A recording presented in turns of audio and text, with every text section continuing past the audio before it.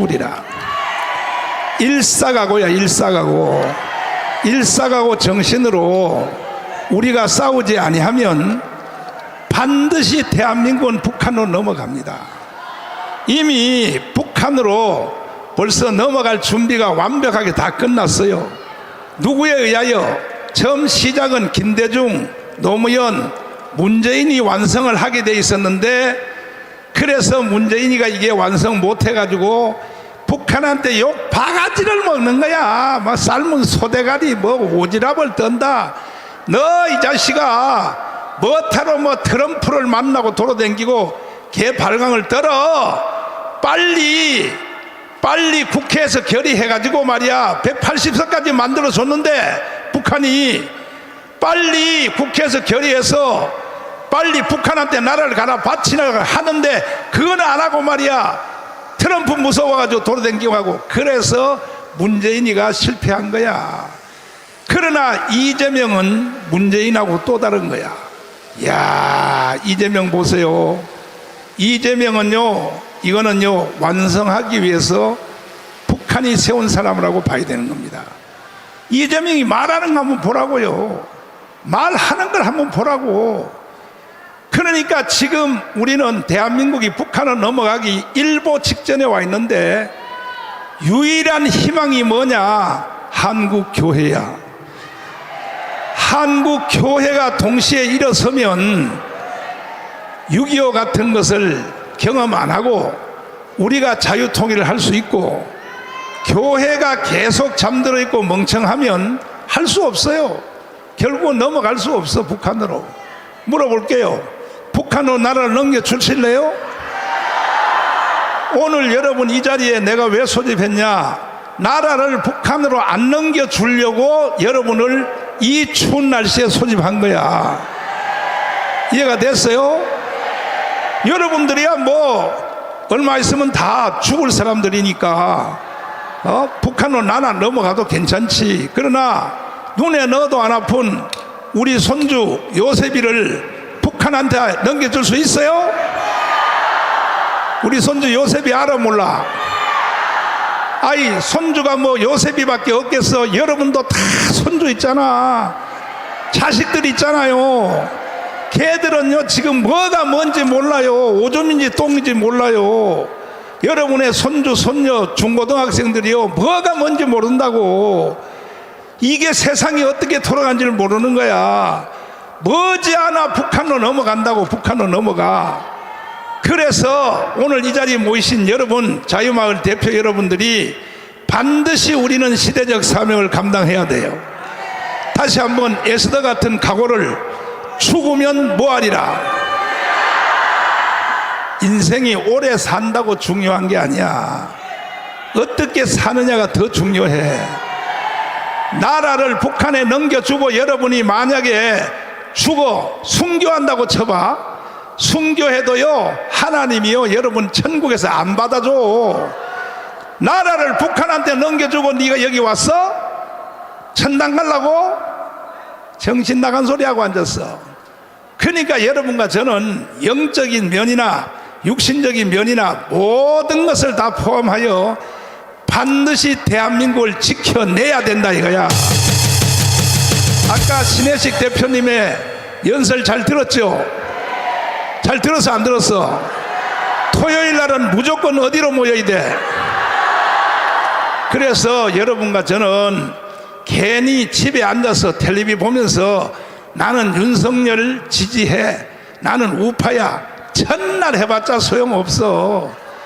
결국은요 이것은 강화문의 한자리에 1000만 명이 모여서 국민 저항권을 발동해야 된다 이거야.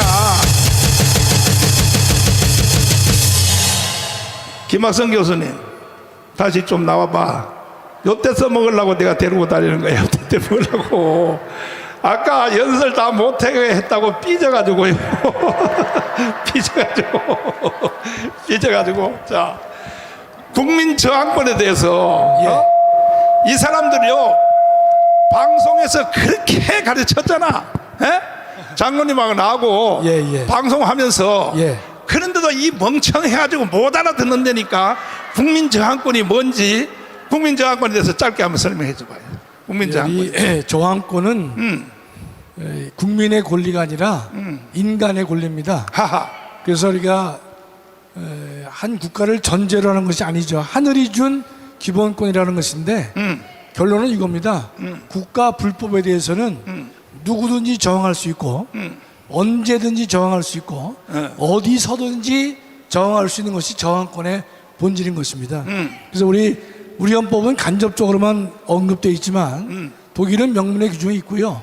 저항권은 인간의 권리이기 때문에 헌법의 규정이 있어야만 하는 것도 아니고 없어서 못하는 것도 아닌 것이 국민의 저항권이 되는 것입니다. 국민 저항권이 실제로 집행된 적이 있었죠.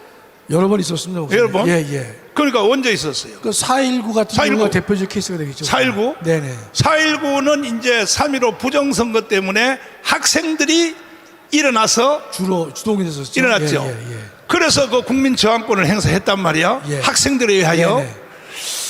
그러니까 바로 그냥 세상이 뒤집어지는데 정치 구조가 다 바뀌었죠. 예. 어떻게 바뀌었어요? 그러니까 이 대통령제에서 네. 의원 내각제로 바뀌고 그리고요. 국회도 단원제에서 양원제로 바뀌고 그렇죠. 하여튼 헌정 질서가 근본적으로 바뀌었죠.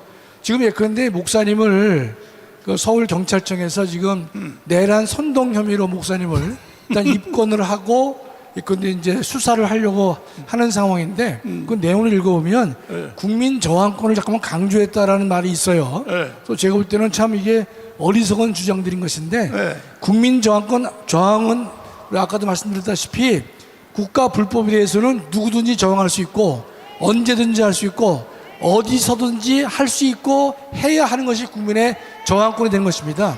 따라서 목사님께서 말씀하시는 것은 이와 같은 무너지는 헌정 질서를 회복하기 위해서 우리 모든 국민들인 주권자로서 저항을 하지 않으면 안 된다는 것을 말씀하신 것이지 혁명과 같은 새로운 헌법 질서를 우리가 적극적으로 만들어야 된다.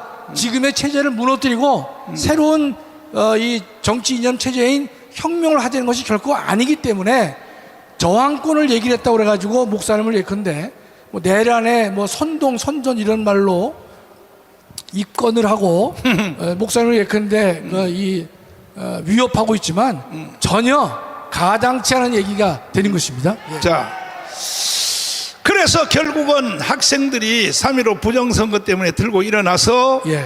결국은 정치 체제도 바뀌었고 그러니까 저항이 발전해서 예. 혁명까지 완성을 한 겁니다, 목사님. 그리고 이제 장면 정부가 또 들어섰죠. 그렇습니다. 예. 들어섰는데 장면 정부가 이게 또 개판이거든.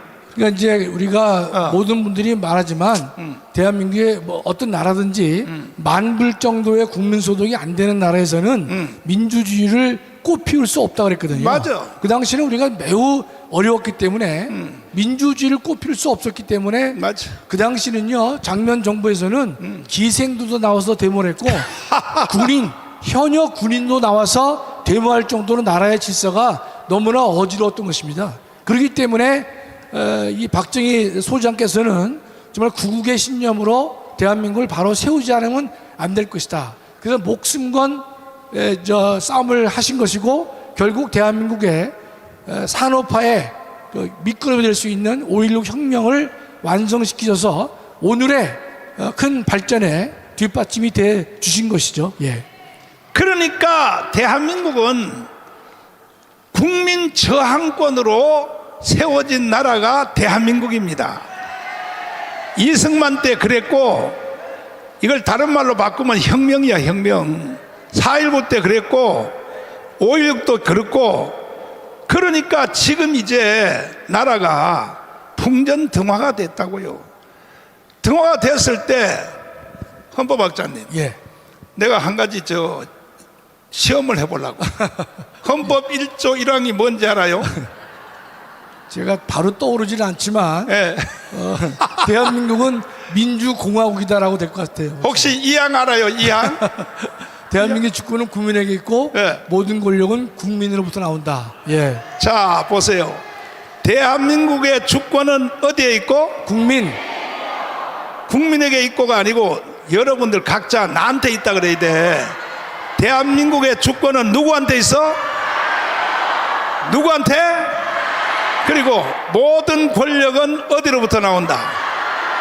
뭐 국민이야, 나라 그래야지.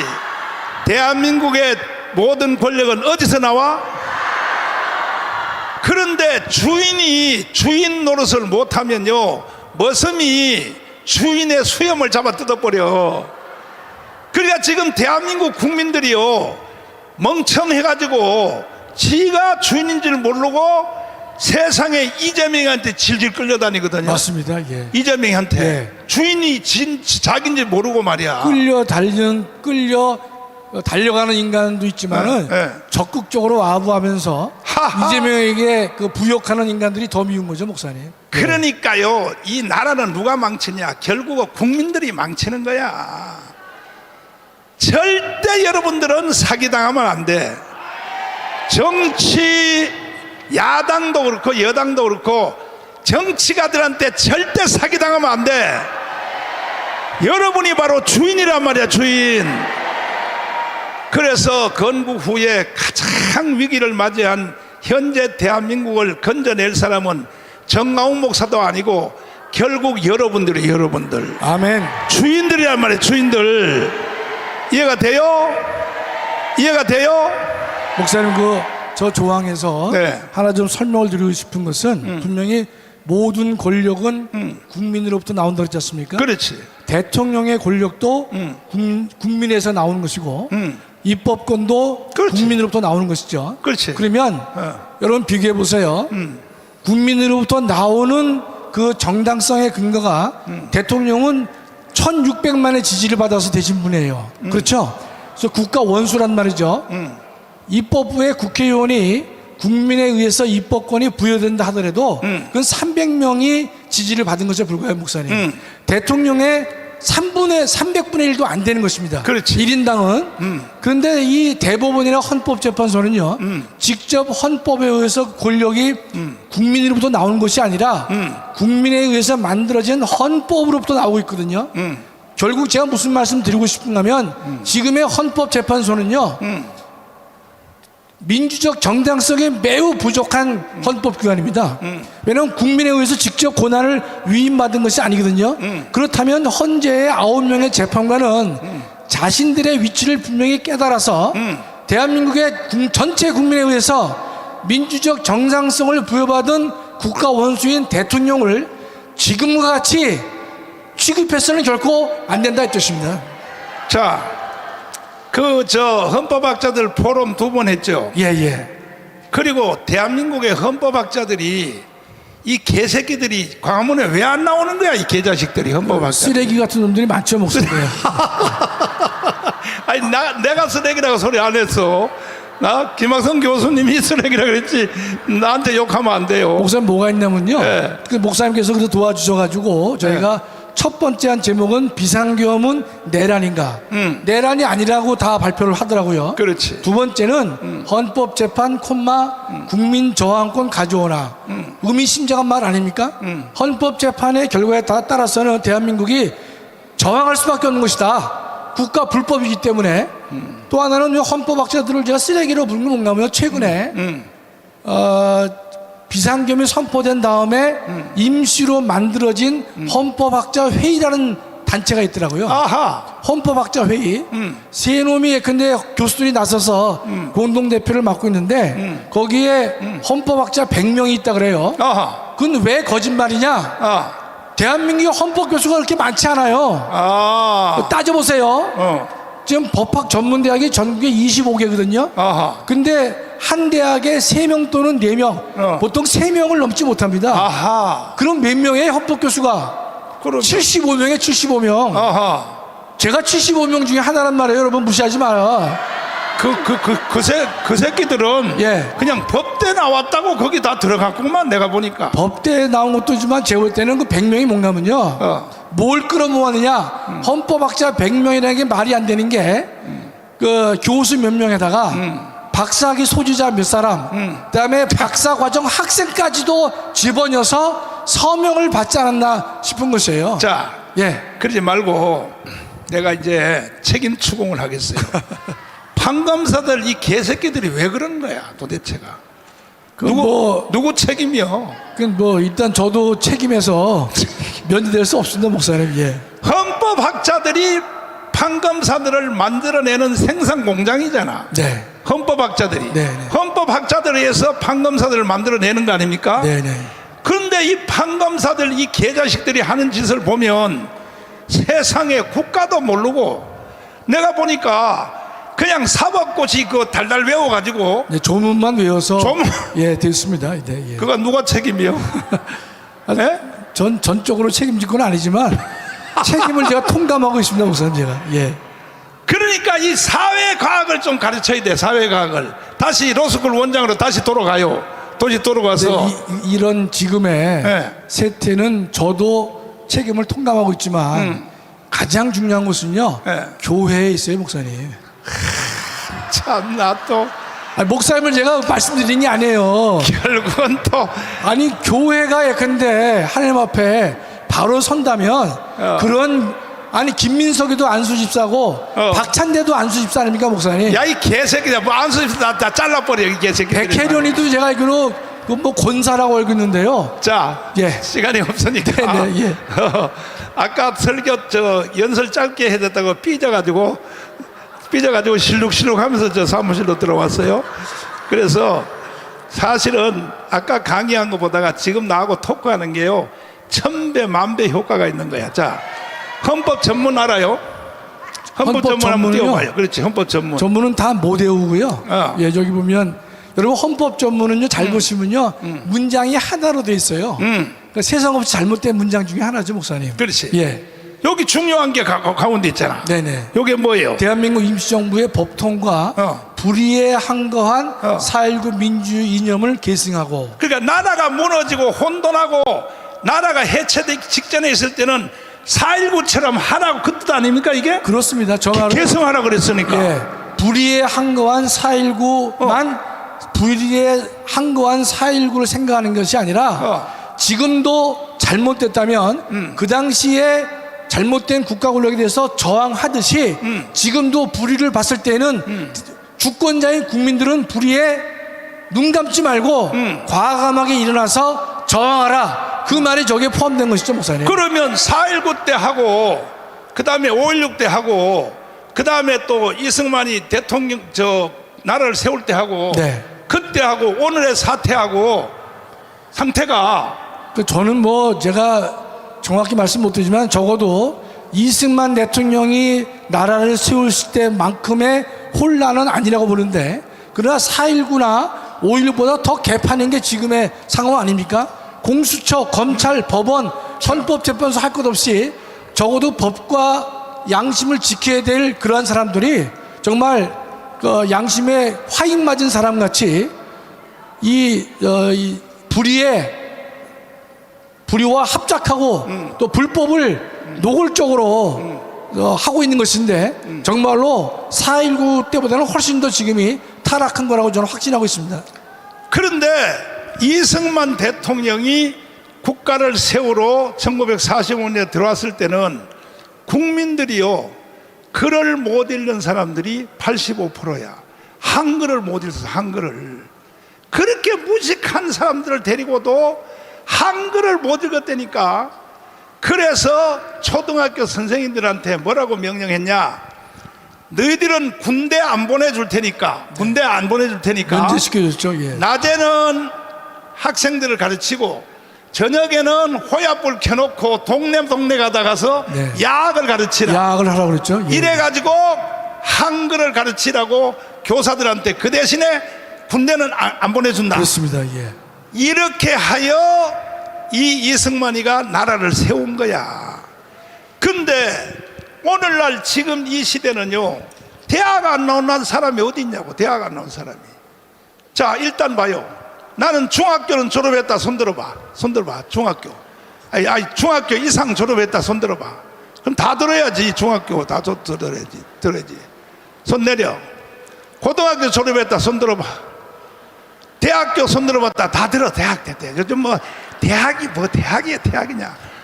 그런데 보세요. 이렇게 공부를 많이 하고 그리고 중고등학교 다 나오고 대학 다 나오고 이런 인간들을 데리고도 나라가 무너졌다 이 말이야. 도대체가 말이야, 지식이 부족해서 오늘날 나라가 개판된 게 아니라고. 이해가 돼요? 이해가 돼 안 돼? 그래서 이제 마지막으로 4.19 정신을 계승하고, 그러니까 나라가 혼돈하고 국가가 해체되기 직전에 왔을 때는 4.19 같이 하라는 뜻 아닙니까? 맞습니다. 네. 그렇죠? 네네. 그래서 여러분들은 4.19 같이, 근데 혁명 그러면, 4.19 혁명 그러면 사람들이 혁명 그러면 다 나쁜 줄 알아요. 그래서 혁명이라는 말을 쓰지 않고 우리는 혁명과 비슷한 저항. 국민 저항권으로, 그렇습니다. 국민 저항권으로. 맨날 나한테 잔소리해요. 저 장로님이 절대로 혁명이란 말 하지 마세요. 그러면 깜빵 갑니다. 깜빵 갑니다. 그래서 국민 저항으로 해야 됩니다. 국민 저항으로. 그래서 나는 계속 국민 저항만 했는데도 서울경찰청에서 나를 뭐 했다는, 내란 선동 혐의로 입건을 했습니다. 지금. 이건이 뭔지 그것도 설명 좀 해. 이건이 뭔지. 아니, 그건 별거 아닌데요. 아니, 왜냐면 나한테 메시지가 왔어. 목사님 지금 경찰서에 갇혀 있습니까? 지금 막 수백 통에 지금 막 나한테 전화가 오고, 목사님 지금 깜빵에 가 있나요? 막 이렇게 막 메시지가 오는 거야. 김민석이가 떠드니까 수많은 시민단체들이 목사님을 고발했지 않습니까? 그럼 고발 사건을 경찰이 정식 접수했다, 입건했다는 말을 이렇게 쓰는 것이죠, 목사님. 근데 지금 제가 볼 때는 경찰 태도는 지금 우리 윤 대통령이 지금 근데 구치소에 계시니까 그 다음 타켓은 우리가 전광훈 목사님밖에 안 계시잖아요. 전광훈 목사님이 주도를 하셔서 광화문 애국 세력들이 일어났기 때문에 윤 대통령도 자신감을 얻은 것이고, 또 그 윤 대통령이 자신감을 보이시니까 또 광화문 애국 세력이 더 커지게 되는 것이고, 지금의 지지율 51%를 만드는데 가장 결정적인 역할을 한 것이 우리가 광화문 총사령관이신 목사님이시잖아요. 그러니까 제가 볼 때는 김민석이나 민주당도 보는 눈은 있어요. 보는 눈이 있다니까. 다음에 잡아들일 사람이 누구냐? 전광훈 목사님이라는 사실은 그들도 알고 있어요. 그래서 어거지로 이제 하게 되는데, 제가 대통령도 어거지로 예컨대 지금 뭐 구금시키는 판에 저는 그래서 우리 목사님께서 우리 의로운 뜻은 저게 다 알고 있지만, 그러나 광화문에서는 대장이 없어지면 우리 광화문 운동이 바로 그날로 개점 휴업되는 것이에요. 그래서 우리 절대로 목사님이 어려움 당하지 않도록 우린 기도로 응원이 될 것이고, 또 우리가 목숨 걸고 목사님의 안전을 지켜야 될 것이다, 이렇게 믿습니다. 근데 이 김민석 이 개자식이 교회 안수 집사래네. 아니, 안수 집사 이놈이 뭐라고 말했냐? 우리가 워싱턴에 있을 때 뭐라고 말했냐면, 인터폴이 뭡니까 그게? 국제경찰인데요. 국제경찰? 인터폴에다가 연락해서 정광훈을 체포하겠다. 체포시키겠다 그랬죠. 체포시키겠다고? 예. 이 집사 새끼가 말이야, 안수 집사가 목사한테 말이야, 나를 체포시키겠다. 야, 이 김민석, 야, 이 개자식아, 어디 목사한테 이 자식아 그따위로 해, 이 자식아. 에? 그리고 나서 또 나중에 또 최고회의에서 또 뭐라고 발광 떨었냐, 한번 들어보세요. 특별히 전광훈 집회의 책임을 엄정히 짚을 때가 되었습니다. 탄핵 반대 집회에 동원 알바비 지급을 공언하고, 공수처 인근 분신 사건 후에는 효과 있는 죽음의 기회를 주겠다고 망언했고, 서울구치소에서 윤석열을 강제로 데리고 나와야 한다고 선동하고, 서부지법 앞으로 모이자고 주도했습니다. 무엇보다 헌법을 부정하고 폭력을 조장하는 국민 저항권이라는 해괴한 개념을 내세운 것은 반국가 세력 척결을 내란의 명분으로 삼았던 윤석열과 똑같은 가짜 자유민주주의 패션 논리입니다. 자유민주주의를 파괴하고 폭력을 조장하는 전광훈식 극단주의가 민주헌정의 새로운 최대 위협 요인입니다. 아니, 국민 저항권이라고 하는 회개한 이론이라고 했거든요. 정신 나간 놈이죠, 저게. 아니, 야, 김민석, 야, 어디 집사가 목사한테 덤비고 까불어, 이 자식아. 모든 사람들이 다 알고 있는 저항을요. 저 인간은 저항을 모릅니까, 목사님? 모든 국민이 다 알고 있는데. 아니, 꼭 이재명이가 시킨다면 나는 교회 안수집사라서 못하겠습니다. 다른 사람을 시키세요. 그래야지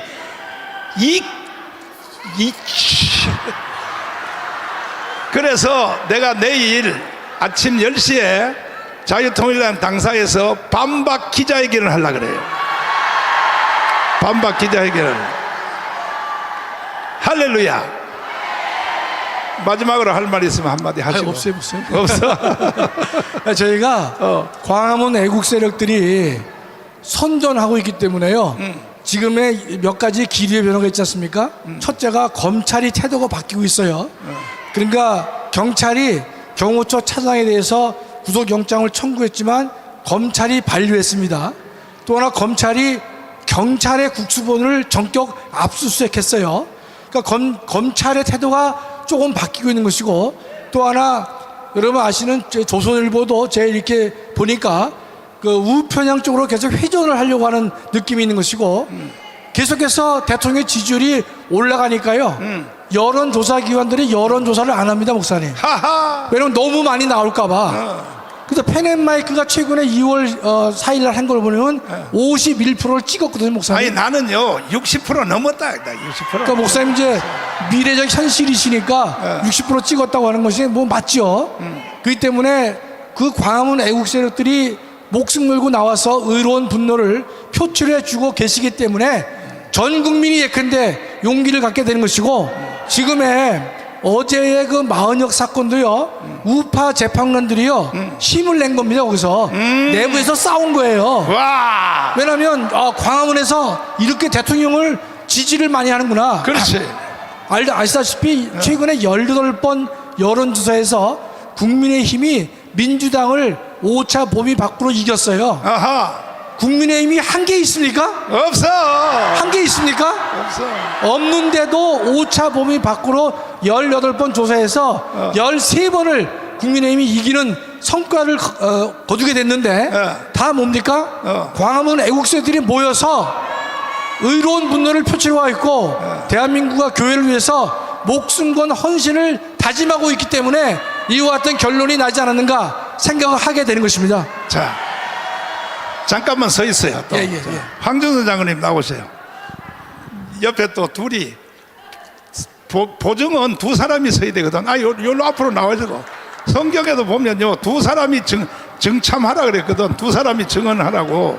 여기로 앞으로 여기 서 있어요.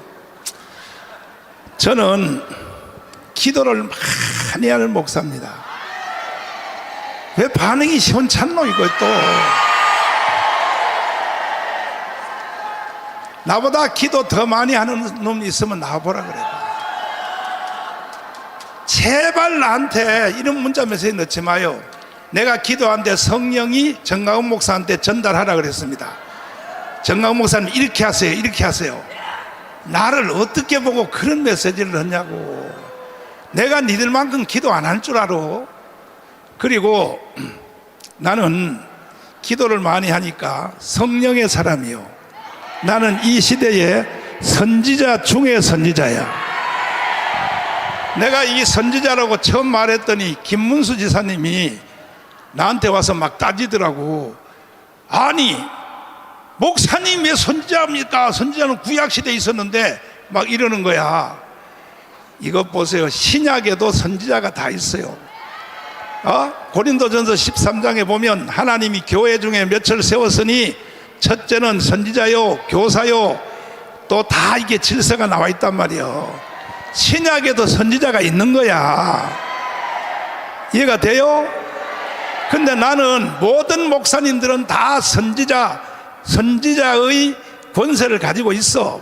한국에 있는 모든 목사님들은 또 여러분들까지도 선지자의 기능이 다 있어요. 그러나 나는 이 시대에 선지자 중에 선지자야. 내가 이것을 입증할 테니까 들어보세요. 내가 하루는 문재인하고 싸우다가 깜빵을 3번 갔어. 깜빵 3번 간 거 알죠? 그런데 내가 기도를 깊이 하는데 세상에 문재인 정부의 검찰총장인 윤석열이를 이렇게 말하는 거야. 성령이 윤석열을 대통령을 만들어라. 자, 그리고 난 뒤에 성령이 뭐라 그러냐? 마지막은 깜빵을 갈 것이다. 두 장로님 증명 좀 해주세요. 제가 그저께 교회에서 제가 목사님 말씀을 잘못 드렸어요. 재작년이 아니라 정확히 2022년 재작년이에요. 2022년에 목사님이 그 꿈속에 꿈을 말씀해 주시더라고요. 맞아. 그랬는데 거기서 윤석열이 대통령이 된다고 말씀하면서 동시에 깜빵에 간다는 거예요. 그 저희는 그래서 누구한테도 말을 못하고 박권사하고 둘만 이제 저희가 가슴에 품으면서 야 어떻게 되나 그랬는데 목사님이 미쳤는가 보다. 아 미쳤는 게 아니라 목사님 저한테는 뭐 하나님이 그런 말씀 안 하시더라고요. 그러니까 뭐 목사님 거기 보면 우리 사도와 선지자와 조사를 세웠다고 나오잖아 목사님. 그렇지. 그러니까 다 선지자 여기 있는데. 맞아요. 글쎄. 또 보세요. 고린도서 12장 28절에 맞아. 사도요 선지자요 조사요라고 돼 있잖아 목사님. 그렇지. 그러니까 목사님이 선지자면서 선지자 중에 선지자란 말이 전혀 잘못된 게 아니잖아요. 그랬는데 목사님께서 감옥에 간다는 말씀을 2022년에 하셨어요. 그래서 제가 그걸 마음속에 품으면서 저 말씀이 틀리면 좋겠다라고 제가 생각하고 있었는데 이번에 깜빵을 갔잖아요. 그래서 여기 박권사하고 둘이서 얼마나 저희가 놀랬는지. 그래서 우리 바로 그 다음에 목사님을 뵐 때 바로 얼굴을 제가 뵙기가 어렵더라고요. 그러니까 성령은 실수하지 않습니다. 윤석열 대통령이 대통령 되기 전에 저기 검찰총장 할 때 하나님이 꿈에 윤석열을 대통령 만들어라. 그리고 마지막은 깜빵을 갈 것이다. 황교안 장군님, 그 말 들었어요, 안 들었어요? 저도 여러 번 들었고 특히 이번 계엄 전에 계엄 선포 전에 뭐 한 1, 2주 전에도 목사님이 똑같은 말씀을 하셨어요. 그래서 제가 계엄 상황 이후에 일어나는 일을 보고 제가 또 속으로 많이 놀란 겁니다. 자, 목사님이 뭐 거짓말 하시겠습니까? 그 다음에 보세요. 내가 이 한동훈이를 법무장관으로 세웠다 하는 것을 딱 듣는 순간에 설교하는 중에 그냥 딱 튀어나오는 거야. 방언하듯이. 저 새끼는 안 돼. 내가 이렇게 말했다고. 들으셨죠? 예, 저도 그때요. 목사님 말씀하셨는데 그때가 한동훈이가 인기가 좋았을 때입니다. 그렇지. 저 그래서 목사님 이렇게 말씀하시는데 총사령관이 말씀하시니까 면전에서 우리가 반박할 수는 없고 야 이게 어떻게 된 건가 이런 이제 생각을 제가 했었는데요. 결국은 보니까 목사님께서 저 친구는 안 된다는 말씀하신 것은 성령께서 충만하게 인도하셨기 때문에 그러한 말씀이 나온 것이 아니냐. 제가 그 한동훈 때문에요. 저는 목사님하고 그때 이제 내기를 했었어요. 맞아. 한동훈이가 그때 그만뒀을 때 다시 당분간은 이 정당 대표 선거에 안 나올 거라고 제가 얘기를 했는데 목사님은 나오신다는 거예요. 4, 5개월 후에 나온다는 거예요, 목사님이. 그래서 제가 하도 이해가 안 돼서 이 총선을 망친 놈이 무슨 낯짝으로 당대표에 나오느냐. 그래서 목사님하고 100만 원 내기를 했거든요. 그렇지. 제가 졌어요. 그것도 방송 중에 나하고 내기했잖아. 근데 100만 원을 갖다 드렸는데 목사님이 당연히 주시겠죠. 그러냐 안 받았어요 제가. 왜냐면 한동훈 때문에 제가 정말로 속상한 100만 원의 문제가 아니라 세상에 그런 놈이 어딨냐고. 총선을 망친 주역이 어떻게 5개월도 안 돼서 정당 대표를 나오냐 이거예요. 참 있을 수 없는 일이에요 목사님. 인간도 아니야. 인간도 아니야. 그때 목사님이 처음에 아니라고 말씀하실 때는요 99%가 아니 100%가 말은 안 해도 속으로는 이거 아닌데 이상하다 다 그렇게 생각을 했었어요 목사님. 네. 특별히 대구에 있는 목사들 있잖아요. 예. 얼마나 나한테 항의 전화가 오는지. 그러면 한동훈 외에 대안이 있냐고 막 떠드는 거예요. 그래서 몰라, 나는 성령이 한동훈은 안 된다 그랬어. 그런데 결국은 한동훈이가 망쳐서 안 망쳤어요. 지금 당대표에서 잘렸죠.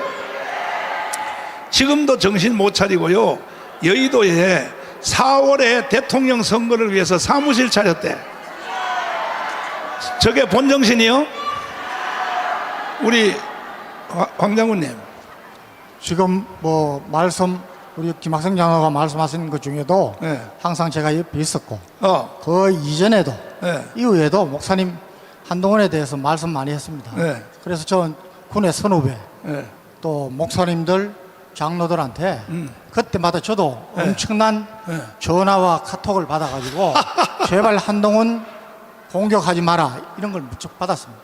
그러니까 구약이나 신약이나 선지자들이 하는 말이 일반 성도들이나 백성들은 처음에 들으면 이해를 못해요. 만약에 다 이해되는 말을 하면 선지자도 별볼로 없는 인간이지. 들을 때 이해가 안 될 때 이해가 안 되는 말을 순종을 하는 사람이 복을 받는 거예요. 이해가 되십니까? 앞으로도 똑같아.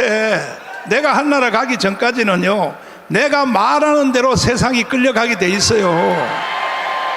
하나님은요, 구약이나 신약이냐 대표자를 여러 명 안 세워요.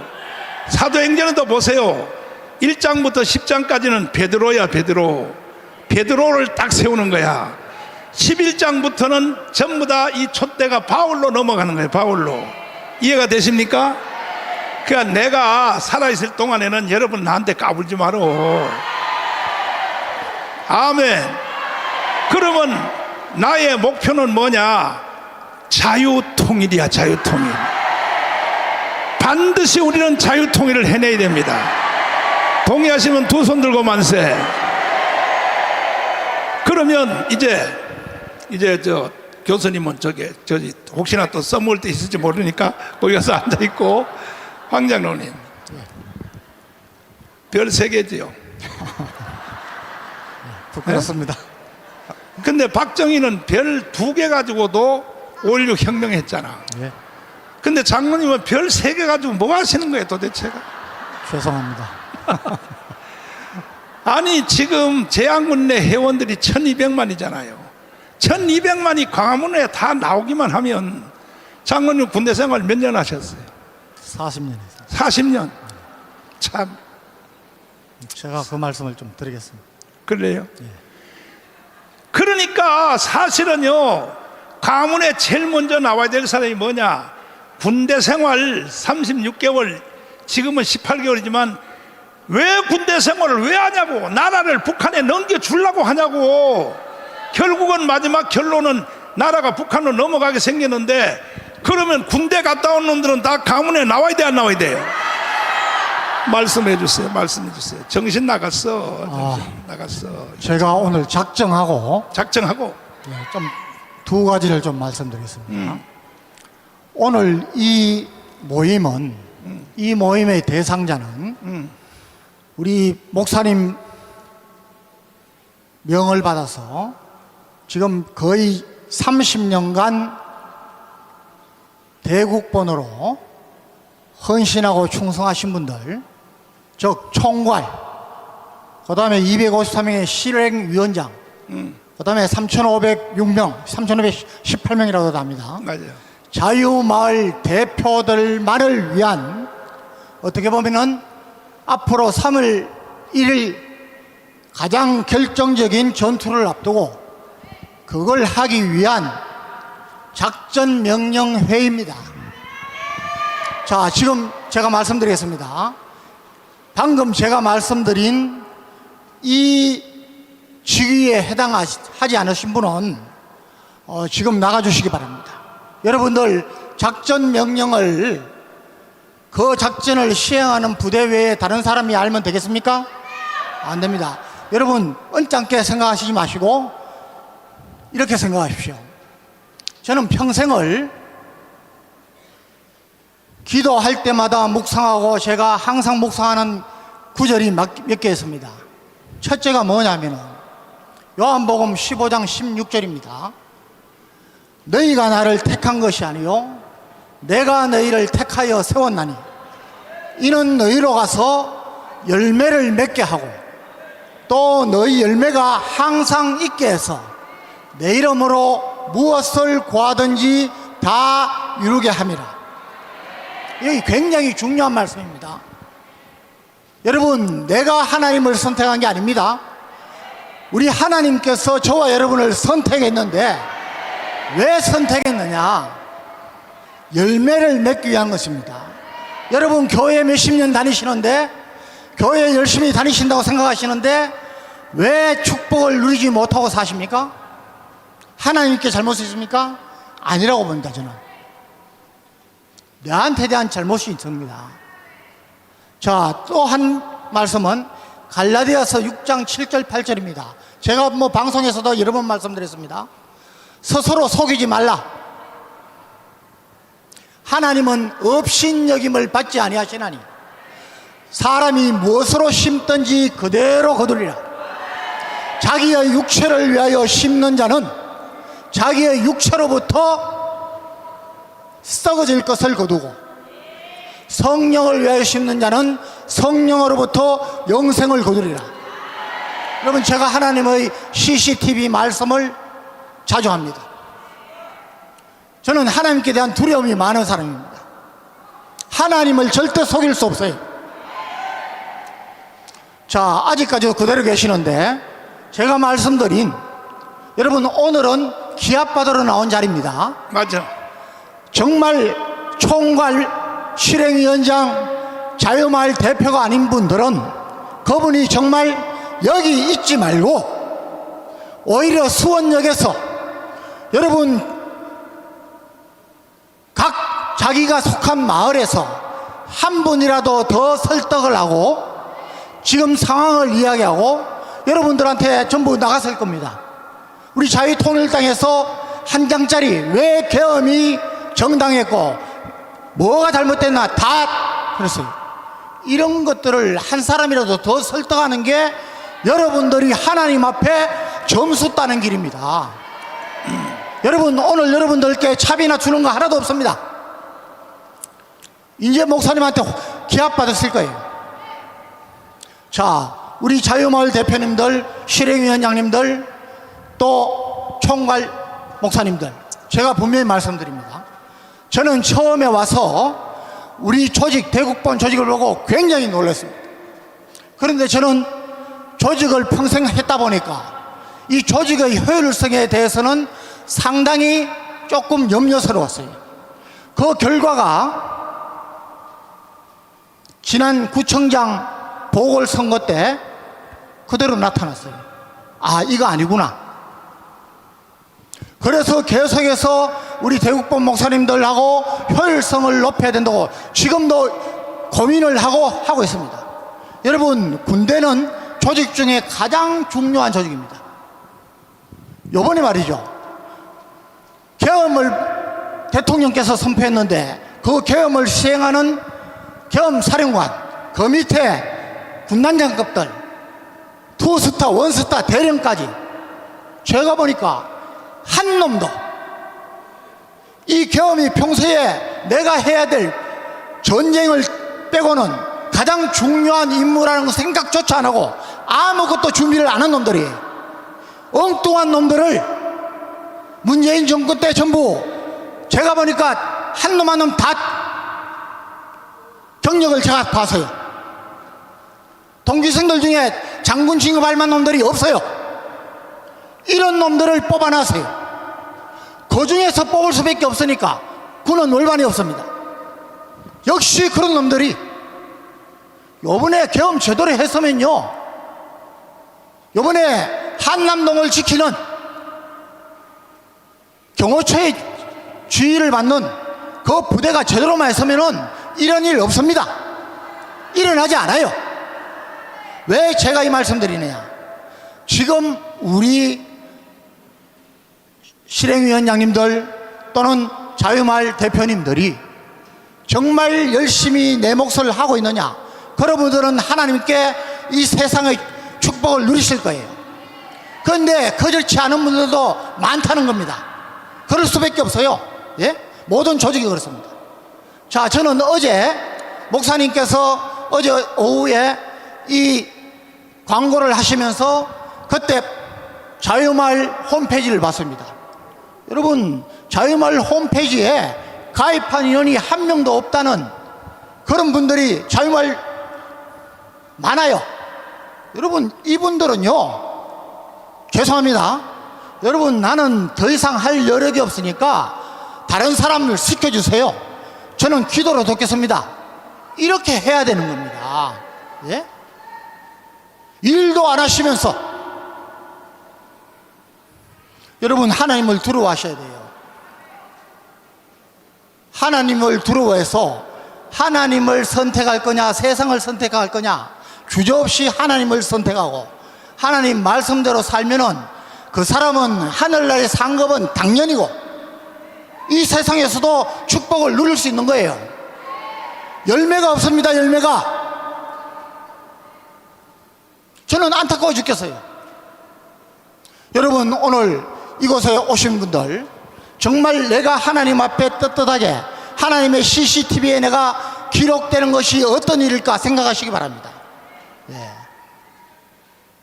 정말 여기에 해당이 안 되시는 분들은 나가서 지금 그 시간에 한 분이라도 더 설득하고 우리 편을 만들고 가입을 하세요.